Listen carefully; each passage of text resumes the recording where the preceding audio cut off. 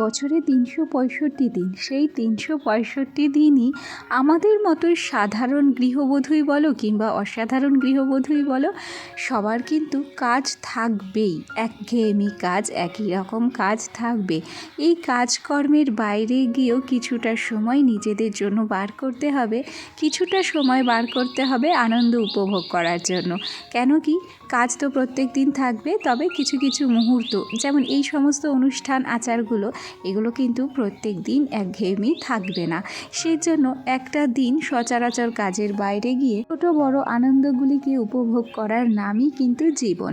যাই হোক, অনেক গল্প করব, তার আগে নিজের পরিচয় দেব।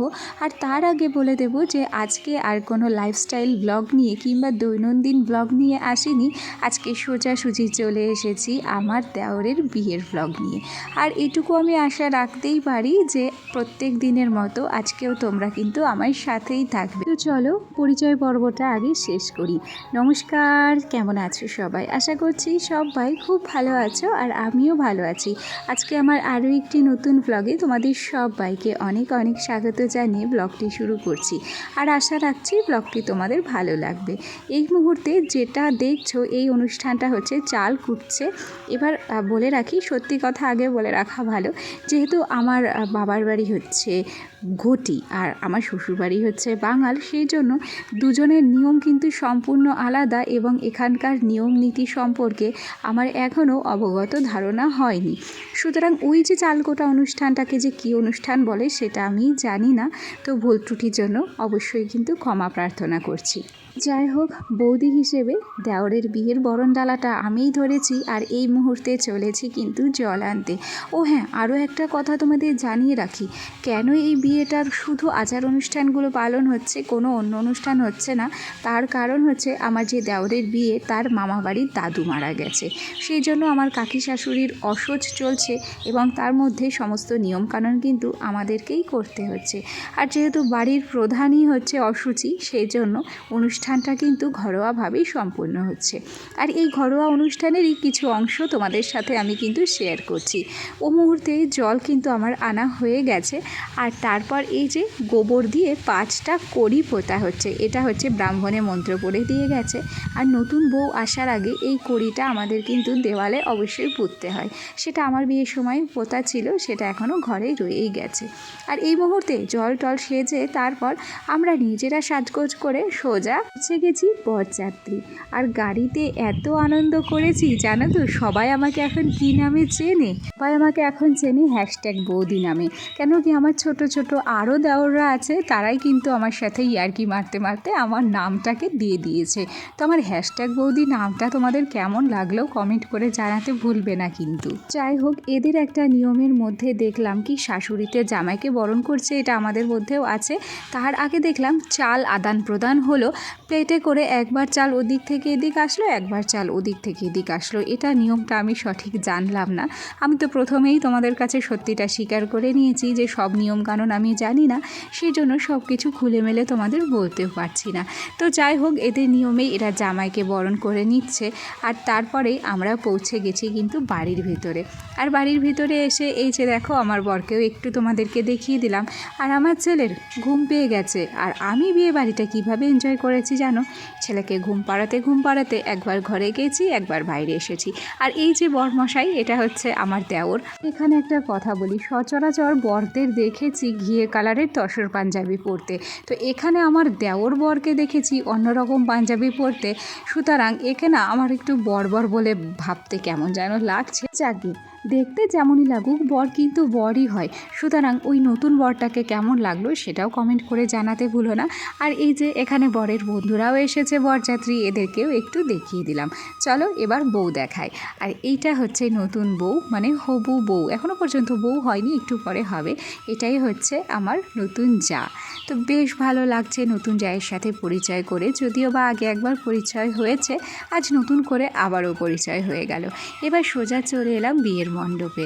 আর এখানে এসে ঘটেছে আশ্চর্য ঘটনা। জানো তো কী হয়েছে? বিয়ে করতে এসে ব্রাহ্মণ মালা বদল আর শুভদৃষ্টি করাতেই ভুলে গেছিল। তো সোজাসুজি বউকে নিয়ে আসা হয়েছিল বিয়ের পিঁড়িতে। সেখান থেকেই আমরা আবার ব্রাহ্মণের ভুল ধরিয়ে দিয়ে আগে বলেছি যে না, শুভ দৃষ্টির মালা বদল ছাড়া কখনোই বিয়ে হয় না। তো আগে শুভ দৃষ্টি এবং মালা বদল করতে হবে, আর তারপর হচ্ছে আপনি বিয়ে পড়াবেন। তো যাই হোক, আমাদের কথা মতনই কাজ হলো। এই যে এখন হচ্ছে 7 পাকে ঘুরছে। আর জানো তো, সত্যি কথা বলতে কি, এখানে আমি গান সেট করতেই পারতাম, কিন্তু সবার মতো আমারও কপিরাইটের ভয় আছে। আর সেই কারণেই অডিও লাইব্রেরির কপিরাইট ফ্রি মিউজিক দিয়েই কিন্তু ব্লগটা এডিটিং করেছি। আমি জানি না যে তোমাদের কেমন লাগবে। যাই হোক, এ কথা সে কথা বলতে বলতে ওদিকে কিন্তু 7 পাকটা হয়েও গেছে। আর এবার হচ্ছে মালা বদলের পালা। তো চলো তোমরা দেখে নাও মালা বদল, পরে আবার কথা বলছি।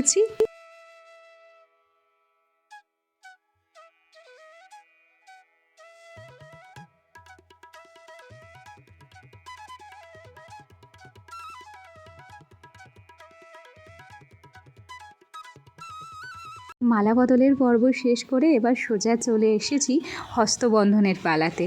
জানো তো, এই যে বিয়েটা হচ্ছে, হ্যাঁ, বিয়ের নানান রকম কাজকর্মে এখানে সাহায্য করছি ঠিকই, তার ফাঁকে ফাঁকে সেই নিজেদের পুরানো দিনের কথাগুলো মনে হচ্ছে।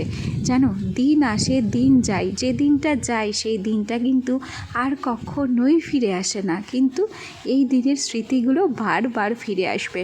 আর সেই সময় বারবার মনে যাবে যে অতীতে ফিরে যায়। সেই দিনগুলো যদি আবার নতুন করে আসতো তাহলে কতটাই না ভালো হতো, এগুলোও কিন্তু মনে হচ্ছে আজকে, জানো। তো যাই হোক, ওদিক থেকে তোমাদের সাথে সেই পুরানো অতীতের কথা বলতে বলতে সোজা চলে এসেছি। এখন হচ্ছে যজ্ঞ হবে, আর এই যজ্ঞের পরেই কিন্তু আগুনে খৈদান হবে, তাই না? তো সেই নিয়মটাই এরপর পালিত হবে। তো চলো তোমরা দেখতে থাকো। আর হ্যাঁ, অবশ্যই করে কমেন্ট করে জানিও যে আজকে কোনো কিছু আমি আবার ভুলভাল করলাম কি না। আর হ্যাঁ, তার সাথে এটাও জানিও যে আমার আজকের এই ভিডিওটি তোমাদের কেমন লাগলো। তার সাথে আরও একটা কথা বলে দিই, আমার যে সমস্ত পুরানো বন্ধুরা, নতুন বন্ধুরা আজকে আমার ভিডিওটি দেখছো, আমার সাথে আছো, তোমাদেরকে অসংখ্য ধন্যবাদ জানাচ্ছি আমার এই বকবকানি শোনার জন্য। কেন কি, ভিডিওতে যদি গান সেট করতে পারতাম তবে এই ভিডিওটা সম্পূর্ণ অন্যরকম হতো। তো যাই হোক, গান তো সেট করতে পারিনি, ওই জন্য মুখের বকবাকানি দিয়েই তোমাদের সমস্তটা বুঝিয়ে দেওয়ার চেষ্টা করছি। আমি জানি না তোমাদের বোঝাতে আমি কতটা কি সফল হয়েছি। আর ওই যে বলেছিলাম যে যজ্ঞ হবে, যজ্ঞের পরেই কিন্তু আগুনে খৈদান হবে। আর এই যে আগুনে খৈদান হচ্ছে, তবে হ্যাঁ, এ পর্যায়ে আরও একটা কথা বলি। দেখো, এই সমস্ত ছোট বড় যেরকমই অনুষ্ঠান হোক না কেন, এর আনন্দটা, এর অনুভূতিটা এক একজনার কাছে কিন্তু এক এক রকম। কথায় বলে, যার বিয়ে তার হুঁশ নেই, পাড়াপড়শির ঘুম নেই। আসলে যাদের বিয়ে তাদের মনে অনুভূতিটা সম্পূর্ণ আলাদা। আর এই বিয়েতে যারা যারা সাজবে গুজবে, বরযাত্রী যাবে, যেমন আমাদের মতো হুচুকে মেয়ে মানুষ, এদের কিন্তু উৎসাহটা সম্পূর্ণ আলাদা, এদের অনুভূতিটা সম্পূর্ণ আলাদা। যেমন আমাদের কেমন অনুভূতি ছিল, আদেও আমাদের বরযাত্রী বলবে কি না, বরযাত্রী বললে কোন শাড়িটা পরে যাব, কিভাবে সেজে যাব, ওখানে কিভাবে গেলে নিজেকে বেশ পরিপাটি দেখাতে পারবো, এই সমস্ত চিন্তাভাবনা ছিল। আর তার সাথে সাথে এটাও চিন্তাভাবনা ছিল যে আমাদের মতো মায়েরা বাচ্চা কাচ্চা নিয়ে গিয়ে কি করে ওই বিয়েবাড়িতে আনন্দ করবে। তো যাই হোক, অনেক অনুভূতি, অনেক আবেগ, অনেক ইচ্ছা অনিচ্ছা পার করে তারপর সোজা কিন্তু পৌঁছেই গেছি বিয়েবাড়িতে। তবে আমাদের আবেগ অনুভূতি যেমনই হোক না কেন, এই যে যারা দাম্পত্য জীবনে নতুন প্রবেশ করছে, এই নবদম্পতি, এদের আনন্দটা কিন্তু সম্পূর্ণ আলাদা, তাই না? একটু ভয় ভয় কাজ করছে মনে, আবার একটু ভালো লাগা, আবার একটু ভালোবাসা কাজ করছে। সে কথা বলতে বলতে এই যে বিয়ে কিন্তু সম্পূর্ণ হয়ে গেছে। এবার রাত 12টার বেশি বাজছে, এখন এসেছি খেতে।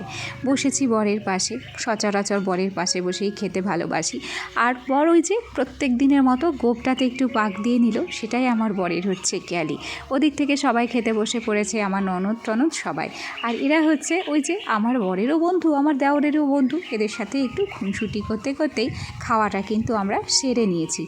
এ পর্যায়ে আজকের ভিডিওটি কেমন লাগলো কমেন্ট করে জানাতে ভুলবে না। আজকের ভিডিওটা এখানেই শেষ করছি, দেখা হবে নেক্সট ব্লগে, টাটা।